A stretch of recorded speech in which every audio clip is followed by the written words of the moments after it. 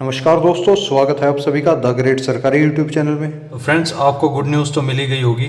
जैसा कि आप सभी लोगों को पता है कि यूपी पुलिस कांस्टेबल पोस्ट के लिए 26,382 वैकेंसीज बहुत ही जल्द निकलने वाली हैं। तो इसी के संबंध में काफ़ी सारे बच्चों की डिमांड आ रही थी कि भैया इस बार इस एग्ज़ाम को 100% कैसे कवर कर सकते हैं, इसके बारे में कुछ डिटेल में ज़रूर बताइए। तो फाइनली ये वीडियो मैं आपके लिए लेकर आ चुका हूँ, जिसमें मैं आपको डिटेल वाइज सब कुछ चीज़ें बताऊँगा कि इस बार इस एग्ज़ाम को 100% हाईएस्ट स्कोर के साथ कैसे कवर कर सकते हैं, कि सेल्फ स्टडी करके आप लोग इस एग्ज़ाम को कैसे क्रैक कर सकते हो, कैसे एक बिना कोचिंग के ही आप लोग इस एग्ज़ाम को 100% से क्रैक कर सकते हो। और इसी में आपको बेस्ट बुक सब्जेक्ट वाइज बताऊंगा और प्रिपरेशन स्ट्रेटेजी भी आपको सब्जेक्ट वाइज इसमें बताकर चलूंगा। और वहीं से आपको पता लगेगा कि कम से कम टाइम में ज़्यादा इफिशिएंसी कैसे लेकर आई जाती है एग्ज़ाम के अंदर। और प्रॉपर टॉप स्कोरिंग जो सब्जेक्ट होते हैं उनके अंदर जो टॉप स्कोरिंग टॉपिक्स होते हैं उनके बारे में भी आपको डिटेल से इस वीडियो में आज बताने वाला हूं। तो वीडियो बड़ी इंटरेस्टिंग रहने वाली है, वीडियो को आगे तक जरूर देखना और अच्छी लगे तो लाइक कर देना, ठीक है ना। और चैनल को सब्सक्राइब भी आप लोग कर सकते हो। और साथ ही एक और बात आपको समझा दूं कि इस बार यदि आपको एक अच्छी गवर्नमेंट जॉब चाहिए तो इस एग्जाम के लिए आप सभी को 100% सीरियस हो जाना चाहिए, क्योंकि 3 साल बाद ये वैकेंसी आने वाली है। और इसके बाद ये नहीं पता कि यूपी पुलिस कांस्टेबल के अंदर कब ये वैकेंसी निकलेगी, कब नहीं निकलेगी। क्योंकि जैसा कि आप सभी लोग जानते ही हो, हाल ही में 41,520, 49,568 वैकेंसीज जो है वे फुल हो चुकी हैं और अब आपकी जो है 26,000 वाली वैकेंसीज आने वाली है। तो इसके बाद मुझे नहीं लगता पुलिस महकमे में कांस्टेबल पद के लिए कोई भी जगह खाली होगी। तो आपको सभी को दिमाग लगा लेना चाहिए, जो भी अभी ढील कर रहा है बिल्कुल ढील ना करे। इस एग्जाम को क्रैक करने की स्ट्रेटेजी आपको इसी वीडियो में बताऊंगा, तो ध्यान से सुनते रहना बस। और सही बता रहा हूँ दोस्तों, अगली बार ये वैकेंसी कितने सालों बाद आए कोई कुछ नहीं कह सकता इस बारे में। और क्योंकि यूपी पुलिस के अंदर कांस्टेबल की वैकेंसीज इससे ज्यादा और खाली भी नहीं बची हैं, तो ये एक लास्ट चांस है भाई। अपना सब कुछ छोड़ छाड़ के एक तरफ इसके पीछे लग जाओ, पार हो जाओगे। तो आप सभी को अपना 100% एफर्ट्स इस एग्जाम के अंदर देना है। और साथ ही काफी सारे लोग पूछ रहे थे कि भैया वैकेंसी कब तक आएंगी, ऑफिशियल नोटिफिकेशन कब तक आ सकता है। देखो भाई, आने को तो कल ही इसका नोटिफिकेशन आ सकता है, क्योंकि उत्तर प्रदेश प्रोन्नति बोर्ड जो है उसके पास प्रस्ताव जो है जा चुका है। देखो भाई, अब आने को तो चाहे वो कल को ही आ जाए, क्योंकि उत्तर प्रदेश प्रोन्नति बोर्ड की तरफ से जो है सब कुछ चीजें फाइनल हो चुकी हैं। कंपनी के टेंडर की बात चल रही थी, उम्मीद है कि अब तक वो भी फाइनल इनका हो चुका होगा। तो आपको ज़्यादा नहीं, बस 90 दिन का टारगेट लेकर चलना है। 90 दिन के टारगेट के अंदर आपका सब कुछ फाइनल होने की उम्मीद मैं लगा सकता हूँ। आपको आगे बताता चलूँगा वीडियो में कब कैसे कैसे क्या होना है। बस ये बात ध्यान रखो, वैकेंसी 100% आएगी, इसमें कोई शक नहीं है, इसलिए तैयारी करते रहो। चलो भाई, एक बार इसके कुछ बेसिक पॉइंट्स के बारे में देख लेते हैं। टोटल वैकेंसीज जो इसके अंदर आएंगी वो 26,382 पद आएंगी। ये कांस्टेबल प्लस फायरमैन के लिए होंगी और इनमें मेल प्लस फीमेल दोनों में ये डिवाइडेड होंगी वैकेंसीज, दोनों के लिए वैकेंसीज अवेलेबल होंगी। अब इसमें मैं बता दूं आपको, जो सिविल कांस्टेबल होगा इसमें पीएससी की वैकेंसीज नहीं है। सिविल कांस्टेबल और फायरमैन वाले कांस्टेबल के लिए ये वैकेंसीज हैं। तो कोई भी ये ना समझे कि पीएससी के लिए वैकेंसी है, क्योंकि पीएससी की वैकेंसी इस बार नहीं निकाली जाने वाली है। आपने उत्तर प्रदेश पुलिस भर्ती बोर्ड की वेबसाइट पर भी इस नोटिस को चेक कर लिया होगा। अब बात कर लेते हैं एज लिमिट के बारे में। जनरल मेल कैंडिडेट जो होगा वो 18 से 22 साल तक इसमें फॉर्म डाल सकता है। ऐसे ही रिलैक्सेशन मिल जाएगा 5 साल का ओबीसी, एससी और एसटी को 5 साल का। अगर मैं बात करूं 18 से 25 साल तक जनरल की फीमेल भी इसके अंदर फॉर्म डाल सकती है। अगर बात करूं इसमें क्वालिफिकेशन की, तो एजुकेशन क्वालिफिकेशन इसमें आपकी ज़्यादा नहीं 12th पास होनी चाहिए। जिस व्यक्ति ने भी 12th पास की हुई है और वो इस एज के क्राइटेरिया में आता है तो वो यूपी पुलिस कांस्टेबल का फॉर्म डाल सकता है। इस बार 100% क्रैक होगा। और एज कब से कैलकुलेट होगी ये डिटेल नोटिफिकेशन आने के बाद ही आपको पता लग पाएगा। और भाई यूपी में एक खास बात और है कि यूपी की जितनी भी वैकेंसीज होती हैं उनमें यदि कोई अदर स्टेट का स्टूडेंट जो है फॉर्म डालता है तो वो जनरल कैटेगरी में काउंट जरूर होता है, लेकिन फॉर्म वो डाल सकता है। उसके लिए कोई निश्चित आरक्षित कोटा रिजर्व नहीं है। हाँ, ये है कि वो जनरल कैटेगरी में काउंट होगा। तो भाई आप लोग सब अपने हथियार लेके दमखम से तैयार हो जाइए इस वैकेंसी से भिड़ने के लिए। अब ये तो थी नॉर्मल बात, ये सभी आप लोग जानते होंगे। अब एक बार इसका एग्जाम पैटर्न भी देख लेते हैं। जो लोग बिगिनर्स हैं उन्हें सब कुछ बातें डिटेल में पता होनी चाहिए। मैं उम्मीद करूंगा आप में से लगभग 80% को इस एग्जाम पैटर्न से इस एग्जाम पैटर्न के बारे में निश्चित रूप से पता होगा, लेकिन ये वीडियो मैं सभी के लिए बना रहा हूँ, इसलिए डिटेल वाइज इसमें एक एक चीज पूरी तरह से कवर की गई है। आप लोग ध्यान से देख लेना, क्योंकि जो बिगिनर स्टूडेंट है ऑब्वियसली उनका डाउट जो है क्लियर नहीं हो पाता, इसलिए सारी चीजें एक वीडियो के अंदर रखनी पड़ती है। मैं बात करूं अगर एग्जाम पैटर्न की, तो एग्जाम पैटर्न इसका 4 सेक्शन में डिवाइड किया होता है, जो कि जीके, हिंदी, मैथ्स और रीजनिंग में बटा हुआ होता है। अगर मैं यहाँ पर जीके की बात करता हूँ तो जीके के अंदर यहाँ पे आपके 38 क्वेश्चन देखने को मिलते हैं, और जो कि 76 नंबर के बैठते हैं। जैसे कि आप यहाँ पर देख पा रहे होंगे कि एक क्वेश्चन जो है आपका वो यहाँ पर 2 नंबर का बैठता है। एक question is equal to 2 marks. अब ऐसे ही हिंदी में जो है आपके वो 37 क्वेश्चन आते हैं और 74 नंबर के होते हैं। मैथ में 38 क्वेश्चन आते हैं और 76 नंबर के बैठते हैं। ऐसे ही रीजनिंग में 37 क्वेश्चन आते हैं जो कि 74 नंबर के बैठते हैं। और साथ ही इसमें मैं बता दूं आपको, इसमें नेगेटिव मार्किंग भी होती है 1/4 की, ठीक है ना। बस केवल इन्हीं 4 सब्जेक्ट से एग्जाम में क्वेश्चन पूछे जाते हैं, जो आपको अच्छी तरह से कवर करने हैं। और जब आप इन सभी का टोटल लगाते हो तो 150 क्वेश्चन आपके इसमें बैठते हैं, जो कि 300 नंबर के बैठेंगे पूरे। अगर आप इसको टोटल लगाकर देखते हो तो 150 क्वेश्चन 300 नंबर के बैठते हैं। इन्हीं 300 नंबर में से आपकी मेरिट डिसाइड होगी कि क्या मेरिट रहेगी, क्या नहीं मेरिट रहेगी।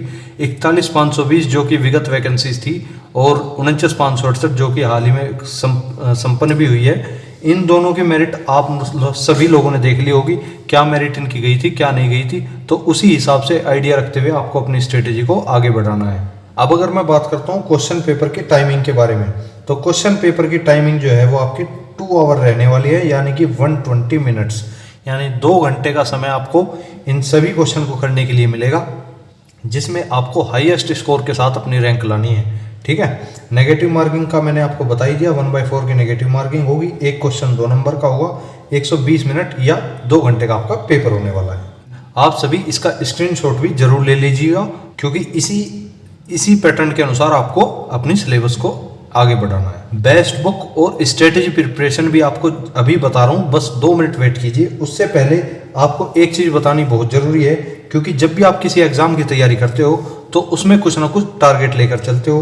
तो मैं इसके भी आपके पेपर के बीच में और आज के बीच में आपके 90 दिन का टारगेट लेता हूँ। 90 दिन के लिए आप अपना टारगेट सेट कर लीजिए। जो लोग सेल्फ स्टडी कर रहे हैं मैं उनके लिए बता रहा हूँ, और जो लोग इसमें कोचिंग वगैरह की सहायता ले रहे हैं वे भी अपना 90 दिन का टारगेट आराम से रख सकते हैं। लेकिन सेल्फ स्टडी वाला जो बंदा है वो डेली अगर 4 से 6 घंटे भी दिन में देता है, यानी कि एक दिन में 4 से 6 घंटे भी सेल्फ स्टडी को देता है, तो उसे और कुछ करने की जरूरत नहीं है, इतने में ही उसका बेड़ा पार हो जाएगा। क्योंकि 4 से 6 घंटे में बहुत ही डिटेल स्टडी हो सकती है अगर आप ध्यान से करें, बाकायदा। यदि आप फ़ोन फान के सहारे ना लगें, ना ही किसी ऑनलाइन वीडियो के सहारे लगें, तो 4 से 6 घंटे के अंदर आप अच्छा सिलेबस कवर कर सकते हो। प्रतिदिन 4 से 6 घंटे पढ़ना बहुत ही बेहतरीन माना जाता है। अब अगर इसमें बात करता हूँ टाइप्स ऑफ एस्पिरेंट, यानी कि जो फॉर्म भरने वाले, एग्जाम देने वाले बंदे होते हैं, वे 2 तरह के होते हैं। एक तो होते हैं बिगिनर्स और एक होते हैं एक्सपीरियंस। अब बिगिनर्स को अपना सिलेबस किस तरीके से कवर करना है, किस तरीके से स्टार्ट करना है, और एक्सपीरियंस को किस तरीके से अपने सिलेबस को कवर करते हुए चलना है, वो भी आपको इस वीडियो में बता देता हूँ। जो बिगिनर्स हैं उन्हें तो अपना प्रॉपर सिलेबस वाइज, जो भी सिलेबस जो बोर्ड ने डिसाइड किया हुआ है उस सिलेबस वाइज ही अपने कॉन्सेप्ट उठाइए, टॉपिक उठाइए और सिलेबस वाइज करने शुरू कर दीजिए। अगर मैं बात करता हूँ एक्सपीरियंस बंदों की, जो 41,520 और 49,568 का पेपर दे चुके हैं, या जो लोग एक आधी भर्ती का इनमें से पेपर दे चुके हैं, उनके लिए उनको कैसे सिलेबस को अपने कवर करना है। अब साथ ही इसमें एक नोट मैं डाल देता हूँ कि आप जो एक्सपीरियंस बंदे हो उनको शुरुआत से सिलेबस करने की कोई ज़रूरत नहीं है, ध्यान रखना। यदि आप शुरुआत से सिलेबस करने बैठोगे तो आपका आधा टाइम वेस्ट हो रहा है, इसका मतलब ये बात ध्यान रखना। क्योंकि भाई आपने पिछली वैकेंसीज में क्या किया, जब आप अब भी शुरुआत से सिलेबस कर रहे हो, तो मैं उम्मीद करके चलता हूँ कि यहाँ पर कोई भी ऐसा बंदा नहीं होगा एक्सपीरियंस में जो पूरा शुरुआत से सिलेबस करेगा। और वैसे अगर आपको कमजोरी है कुछ किसी सब्जेक्ट में तो आप कर भी सकते हो, कोई ऐसी दिक्कत वाली बात नहीं है। अब आपको मैं बता देता हूँ सिलेबस को एनालाइज करते हुए एक्सपीरियंस बंदों को अपना सिलेबस स्टार्ट करना है। एनालाइज करते हुए कैसे, मतलब सपोज करो आप सब्जेक्ट वाइज अपने सारे चैप्टर्स को एक पेज पर लिख लीजिए। सपोज करो मैथ्स के सारे चैप्टर यहाँ लिख लिए, रीजनिंग के यहाँ लिख लिए, जीएस के यहाँ, और जो आपकी हिंदी है उसके भी यहाँ लिख लिए, ठीक है। अब मैथ्स में से जौन सा टॉपिक आपको आता है और जौन सा नहीं आता उनको अलग अलग कर लो, ठीक ऐसे ही रीजनिंग में से अलग अलग कर लो, जीएस और हिंदी सभी सब्जेक्ट में से आपको ऐसे एनालाइज करना है अपने टॉपिक को। अब जो टॉपिक आपको आता है उसको कम समय देना है, जो टॉपिक आपको नहीं आता, जिस पर आपको मेहनत करने की जरूरत है, उसको आपको कम से कम 5 से 6 बार अपने हाथों से निकालना है, वो टॉपिक भी आपका मजबूत हो जाएगा। तो उम्मीद करूंगा आप सभी लोगों को एग्जाम पैटर्न भी समझ में आ गया होगा, टारगेट भी मैं आपको बताकर चल रहा हूँ, और आपको बिगनर्स को कैसे स्टडी करनी है और एक्सपीरियंस बंदों को कैसे स्टडी करनी है ये भी मैं आपको साथ में ही बताता हुआ चल रहा हूँ। अब जैसा कि आप सभी लोग जानते ही हैं कि मैं ज़्यादा बिलीव करता हूँ सेल्फ स्टडी के ऊपर, यानी कि यदि आपको ज़्यादा एग्जाम क्रैक करने हैं और उनके अंदर भी ज़्यादा से ज़्यादा हाईएस्ट मार्क्स आपको लाने हैं तो आपको सेल्फ स्टडी करनी ही पड़ेगी। कोई भी कोचिंग संस्थान या कोई भी ऑफलाइन ऑनलाइन कोचिंग संस्थान आपको उस हद तक मदद नहीं कर सकता जब तक आप खुद सेल्फ स्टडी ना करो। तो सेल्फ स्टडी पे ज़्यादा बिलीव रखिए, सेल्फ स्टडी से भी सिलेक्शन हो सकते हैं, बाकायदा आपकी डायरेक्शन सही हो। अगर आप कोई ऑनलाइन या ऑफलाइन क्लासेस नहीं लेना चाहते हो तो क्या आप घर बैठ के सेल्फ स्टडी करके इस एग्ज़ाम को निकाल सकते हो? तो मेरा जवाब होगा बिल्कुल 100% आप इस एग्ज़ाम को तोड़ सकते हो, फोड़ सकते हो सेल्फ स्टडी के द्वारा भी। बस डायरेक्शन सही होनी चाहिए और गाइडेंस सही होनी चाहिए, और कोई अच्छी बुक चूज करिए जो पहली बार में ही आपके सभी टॉपिक्स को कवर कर दे। तो ऐसी ही बुक्स के ऊपर आपको आज इसमें सलाह देने वाला हूं कि कौन सी बुक से आपको अपना टॉपिक क्लियर करना चाहिए ताकि वो आने वाली किसी भी भर्ती में आपकी सहायता कर सके। तो चलिए इन चारों सब्जेक्ट की बेस्ट बुक आपको बताता हूँ। 4 ही बुक आपको बताऊंगा जिनके द्वारा आप इस एग्जाम को इजीली फोड़ सकते हो। बस उनको कवर कर लीजिएगा एग्जाम से पहले, एग्जाम को ऐसे फोड़ पाओगे ऐसे। सबसे पहले ले लेते हैं भाई मैथ सेक्शन को। मैथ्स के लिए कौन सी बुक से स्टडी करें? तो मैथ्स के लिए आपको केवल और केवल RS अग्रवाल पढ़नी है। आपको स्क्रीन पर दिख भी रही होगी। RS अग्रवाल के अलावा आपको कोई और बुक इस एग्जाम के लिए मैं नहीं मानता कि आपको पढ़नी चाहिए, क्योंकि RS अग्रवाल में हर एक वो टॉपिक दिया हुआ है जो आप इस एग्जाम को क्रैक करने के लिए बहुत ही फायदेमंद रहेगा आप सभी के लिए। ठीक है ना। तो अगर मैं अब बात करता हूँ रीजनिंग के लिए आपको कौन सी बेस्ट बुक हो सकती है जो आपके सारे टॉपिक्स को, सारे कॉन्सेप्ट को एक बार में ही कवर कर दे? तो भाई अरिहंत पब्लिकेशन की आती है एक मास्टर रीजनिंग के नाम से बुक। उस मास्टर रीजनिंग के अंदर आपको दिख भी रही होगी, रेड सा कवर है इस बुक का। इस बुक के अंदर आपके सभी टोटल टॉपिक्स दिए हुए हैं। आज तक जितने भी एग्जाम हुए हैं उत्तर प्रदेश के, यूपी SSC का हो चाहे वो यूपी पुलिस भर्ती बोर्ड ने कराया हो कोई भी एग्जाम, ठीक है, तो सभी के रीजनिंग के क्वेश्चन जितने भी हैं वो सभी इसमें दिए हुए हैं आपको प्रीवियस ईयर के आधार पर, और एक एक क्वेश्चन टॉपिक वाइज आपको दिया हुआ है। आप लोग इस बुक से अपनी प्रैक्टिस रीजनिंग की बेहतरीन बना सकते हो, ध्यान रखना। अब बात कर लेते हैं भाई, चलिए भाई हिंदी की। तो हिंदी में आप किस बुक की मदद से जो है अपना बेस्ट स्कोर ला सकते हो? तो भाई 2 बुक आजकल बड़ी चर्चित है मार्केट में, और दोनों ही बुक मेरे पास भी है, मैं भी उन्हीं को यूज़ कर रहा हूँ। लूसेंट की हिंदी और आदित्य की हिंदी। आप दोनों में से कोई सी भी बुक पढ़ लीजिए, दोनों ही लाजवाब बुक्स हैं। दोनों आपको 100% सफलता दिलाने में अपना जोर लगा देंगे यदि आपने अपना जोर लगा दिया इनको पढ़ने में। ध्यान रखना, ये तभी जोर लगाएंगे जब तुम अपना जोर लगाओगे। अब अगर बात करूं मैं जीएस की, तो जीएस में आपको 2 बुक्स रखनी है। एक तो लूसेंट की सब्जेक्टिव बुक आती है जिसमें आपको टॉपिक वाइज जो है थ्योरी दी हुई है, आपको पहले उससे थ्योरी पढ़नी है, और फिर लूसेंट ऑब्जेक्टिव बुक आती है, उसमें से आपको टॉपिक वाइज क्वेश्चन लगाने हैं। यानी कि मैंने क्या बताया, पहले तो आपको थ्योरी पढ़नी है टॉपिक वाइज, फिर उसी टॉपिक के आपको क्वेश्चन लगाने हैं। तो इस प्रकार से यदि आप पढ़ते हुए चलोगे तो आपके कॉन्सेप्ट भी क्लियर होंगे, प्लस क्वेश्चंस पे भी पकड़ बनेगी। अब बात करते हैं कि यूपी पुलिस कांस्टेबल एग्जाम के लिए सबसे ज़्यादा फोकस सब्जेक्ट कौन सा है, सबसे ज़्यादा नंबर्स देने वाला सब्जेक्ट इनमें से, इन चारों सब्जेक्ट में से कौन सा सब्जेक्ट है जो सबसे ज़्यादा फोकस करना होगा आपको उस पर, और जो सबसे ज़्यादा नंबर आपको देकर जाएगा। तो जैसा कि इसमें आपको 4 सब्जेक्ट दिख रहे हैं, मैथ, जीएस, रीजनिंग और हिंदी, ये चारों ही सब्जेक्ट इसमें आते हैं। और ये चारों ही सब्जेक्ट आप 2 टाइप के स्टूडेंट यहाँ पर होंगे, एक तो हिंदी मीडियम वाले, एक इंग्लिश मीडियम वाले। अब आपको अपने अपने अकॉर्डिंग डिज़ाइन करना है कि कौन से सब्जेक्ट पर आपको फोकस करना है। अगर मैं हिंदी मीडियम की बात करता हूँ तो हिंदी मीडियम वालों का मैथ्स भी अच्छा होगा, जहाँ तक मैं उम्मीद लगा रहा हूँ, हिंदी भी अच्छी होगी और रीजनिंग भी अच्छी होगी। तो आप लोग को केवल जीएस पे फोकस करनी है, जीएस को आपको सबसे ज़्यादा टाइम देना है, क्योंकि मैथ भी आप लोग कर लोगे, रीजनिंग भी आप लोग कर लोगे, और हिंदी भी आप लोग कर लोगे। आप लोग कहाँ दिक्कत लोगे? आप लोग लोगे जीएस में दिक्कत। अगर मैं बात करता हूँ इंग्लिश मीडियम वाले बच्चों की जिन्होंने आज तक हिंदी पढ़ी ही नहीं है, तो आपको सबसे ज़्यादा फोकस करने की ज़रूरत है हिंदी पर, क्योंकि हिंदी एक ऐसा सब्जेक्ट है जो सबसे कम समय लेगा और सबसे अधिक नंबर आपको देकर जाएगा। क्या कहा मैंने, ध्यान से सुनना, सबसे कम समय लेगा और सबसे अधिक नंबर आपको देगा। अगर आपने हिंदी पर पकड़ बना ली तो ये समझ लेना 1/3 जंग आप इस एग्जाम की अकेले हिंदी से जीत चुके हो। ठीक है, तो आपको हिंदी पे पकड़ बनानी है, प्लस आपकी मैथ्स पे पकड़ होगी, मैं उम्मीद करता हूँ रीजनिंग पे भी आपकी पकड़ होगी, आपको जीएस पे पकड़ बनानी है। यानी कि इंग्लिश मीडियम वालों को जीएस और हिंदी दोनों पे पकड़ बनानी है, हिंदी मीडियम वालों को जीएस पे पकड़ बनानी है। और कोई बच्चा यदि कोई सब्जेक्ट किसी का वीक है तो वो अपने अनुसार भी फोकस सब्जेक्ट किसी को भी बना सकता है, मैं ये कॉमन मान के चल रहा हूँ। ठीक है ना, तो चलिए भाई अब आ जाते हैं प्रिपरेशन स्ट्रेटेजी की ओर। प्रिपरेशन कैसे करनी है, क्या स्ट्रेटेजी उसकी होनी चाहिए, क्या नहीं। ठीक है ना, तो चलिए देख लेते हैं इसको भी। तो दोस्तों आपको इस पॉलिसी पे हमेशा स्टडी को स्टार्ट करना है। 2 या 3 सब्जेक्ट ही आपको पर डे पढ़ने हैं, इससे ज़्यादा नहीं। कम से कम 2 और ज़्यादा से ज़्यादा 3 सब्जेक्ट ही आपको एक दिन के अंदर पढ़ने हैं। जैसे आप पढ़ना स्टार्ट करोगे डे 1 के अंदर, तो पहले दिन आपको मैथ्स करना है, रीजनिंग करनी है और हिंदी करनी है। यानी कि मैथ, रीजनिंग और हिंदी आपको मैंने कितने घंटे बताए पढ़ने के, 4 से 6 घंटे बताए ना। अब यदि आप मैक्सिमम 6 घंटे भी पढ़ते हो तो उन 6 घंटों में से 2 घंटे आप मैथ्स को दे सकते हो, 2 घंटे आप रीजनिंग को दे सकते हो और 2 घंटे आप हिंदी को भी दे सकते हो। तो आप देखोगे इस प्रकार आपके पूरे 6 घंटे हो जाते हैं और 6 घंटे के अंदर आपने एक दिन में मैथ्स भी करा, रीजनिंग भी करी और हिंदी भी कर ली आराम से। और ऐसा नहीं है कि 2 घंटे में आप कुछ कर ही नहीं पाओगे, 2 घंटे में 120 मिनट होती हैं, ध्यान रखना। 120 मिनट के अंदर आप मैथ्स के ज़्यादा नहीं लगभग 60 से 70 सवाल तो हर बंदा कर सकता है। ठीक है, ऐसे ही रीजनिंग में भी आप अधिक से अधिक प्रैक्टिस कर सकते हो और हिंदी में भी काफ़ी हद तक प्रैक्टिस आप लोग 2 घंटे के अंदर कर सकते हो। अब जैसा ही दूसरे दिन आएगा तो मान लो किसी का रीजनिंग सब्जेक्ट कमजोर है, मैथ और हिंदी वो कर लेता है, तो रीजनिंग को उसको अगले दिन भी पढ़ना है। ठीक उसी प्रकार हिंदी को भी अगले दिन रखना है और इस बार आप रीजनिंग और हिंदी के साथ जीएस को भी ऐड करोगे।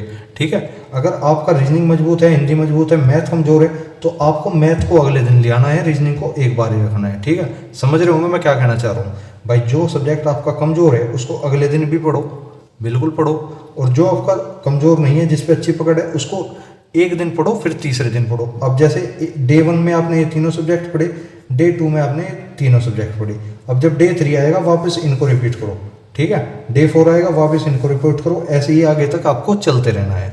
तो चलिए भाई, एक हमारे पास यहाँ पे वीकली प्लान भी है स्टडी के लिए। जब आप पूरे हफ्ते आपने नोट्स बनाए, पूरे हफ्ते आपने अच्छे से जो है स्टडी करी, तो आपको क्या करना है फिर वीकली आपको जो है संडे में उसका पूरे हफ्ते में जो आपने किया है उसका रिवीजन मारना है। पूरे पिछले हफ्ते में जो भी पढ़ा होगा आपने और जो भी आपने नोट्स बनाए होंगे उन सभी का पूरे हफ्ते का आपको एक बार रिवीजन जरूर मारना है, क्योंकि आप सभी लोगों को पता होगा कि बिना रिवीजन के इस एग्जाम या किसी भी एग्जाम को देने का कोई फायदा नहीं है। बिना रिवीजन के आपके सभी बातें बिल्कुल गोल हो जाएंगी, तो आपको रिवीजन करना मस्ट है। और साथ ही आपको बता दूं कि संडे में ही आपको करंट अफेयर्स भी लेनी है। करंट अफेयर्स आप मंथली भी ले सकते हो, वीकली भी ले सकते हो। एक बात का जरूर ध्यान रखना, डेली करंट अफेयर मत लेना इस एग्जाम के लिए। डेली करंट अफेयर लोगे तो सबसे ज़्यादा टाइम वेस्ट होगा और सबसे कम फायदा होगा। तो इसलिए आपको बता रहा हूँ, वीकली करंट अफेयर्स लो या मंथली करंट अफेयर्स लो, ये आपकी मर्जी है। आप मैगजीन से करो या ऑनलाइन करो, ये आपके ऊपर मैं छोड़ देता हूँ। ठीक है ना। अब साथ ही आपको संडे वाले दिन ही आपको मिक्स्ड क्वेश्चन की प्रैक्टिस भी करनी है। मिक्स्ड क्वेश्चन की प्रैक्टिस करनी क्यों जरूरी है? क्योंकि एट द एंड आपको पेपर में मिक्स क्वेश्चन ही देखने के लिए मिलेंगे।